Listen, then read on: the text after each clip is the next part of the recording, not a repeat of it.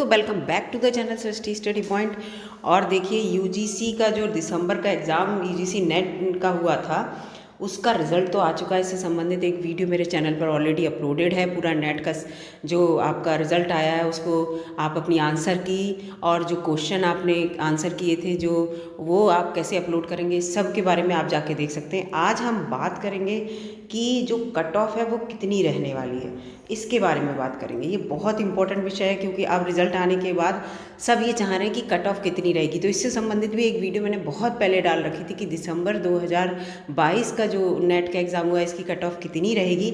और मैं आज आपको फिर से बता देती हूँ कि लगभग जो अनरिज़र्व वाले हैं इनकी जो है अगर 65% आपके प्लस इतने मार्क्स आ रहे हैं तो आप जो है नेट क्वालिफाइड कर जाएंगे, निश्चित कर जाएंगे। और उससे और ज़्यादा मार्क्स अगर आपके आते हैं तो आप जीआरएफ भी क्वालिफाई कर जाते हैं अगर उस एज लिमिट में आते हैं।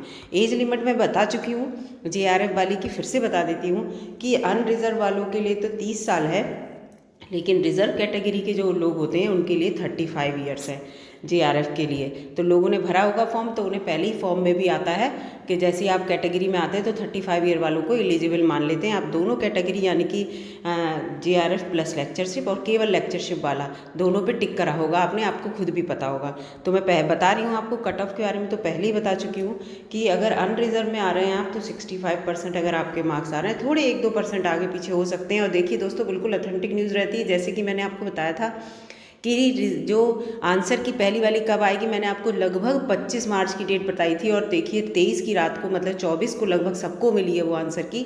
तो इस बिल्कुल लगभग वैसा ही रहता है।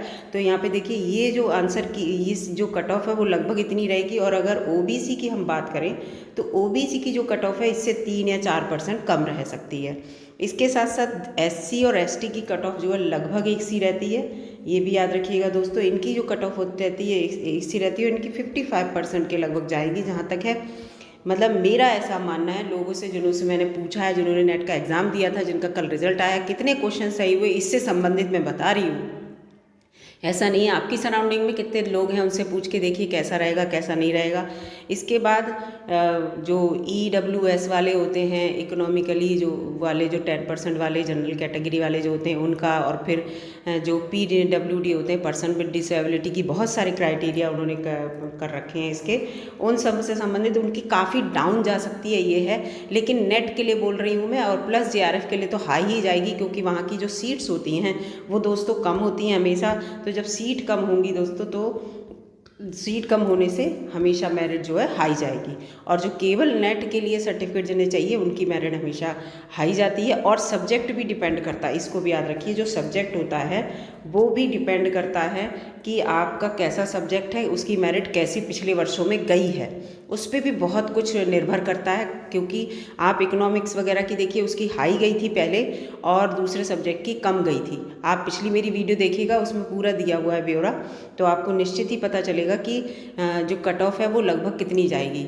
और वो तो मैं पहले भी बता चुकी हूँ कि अगर आप शॉर्ट लिस्टेड होना चाहते हैं कि हाँ आप कट ऑफ वाली लिस्ट में आप आएँ तो अनरिजर्व वालों के लिए तो 40% मार्क्स लाना अनिवार्य है। जब आप इतने नंबर ले आएंगे देन आप शॉर्ट लिस्टेड होंगे। और जो कैटेगरी वाले लोग हैं जो रिज़र्व कैटेगरी के, उनको 35% मार्क्स लाना अनिवार्य हैं। ये मैं बता चुकी हूँ, जब आपके इतने मार्क्स आएंगे तभी आप शॉर्ट लिस्टेड होंगे, अदरवाइज़ तो आपको शॉर्ट लिस्टेड भी नहीं किया जाएगा, आपको बाहर कर दिया जाएगा।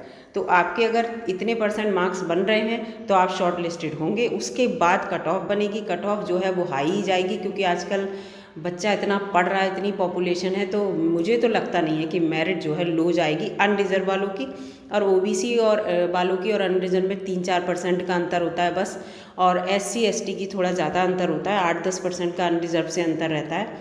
और जो PWD और EWS इनका भी कम रहेगा।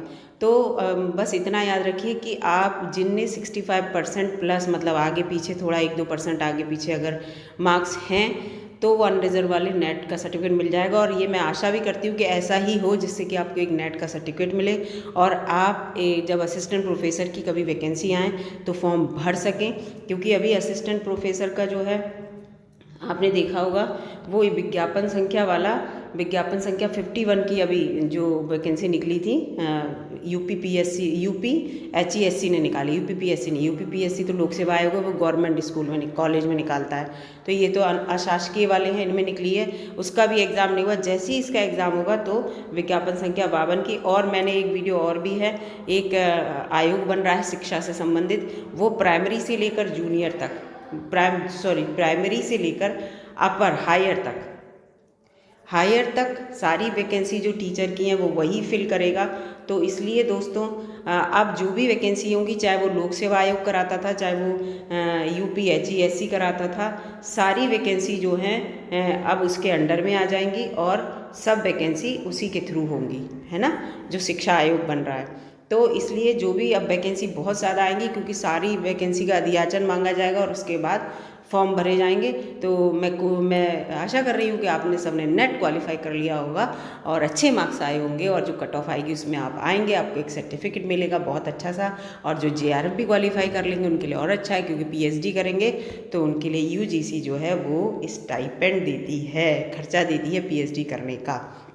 तो बेस्ट ऑफ लक दोस्तों, आपका पेपर बहुत अच्छा हुआ हो, बहुत अच्छा आपका लक रहा हो, और अच्छे से आपकी परसेंटेज आए और कट ऑफ में आप आए। निश्चित रूप से मिलती हूँ दोस्तों आपसे अगली वीडियो में। और ये देखिए यहाँ पे पूरा, ये मैंने पहले भी दिखा चुकी हूँ, कितने 83 सब्जेक्ट में ये कराया गया था इस बार नेट का एग्ज़ाम। काफ़ी सब्जेक्ट थे उसमें और पूरा आ गया है कि आपका कैसे कैसे रिजल्ट आना है, वो आप देख लीजिएगा जिनने नहीं देखा है।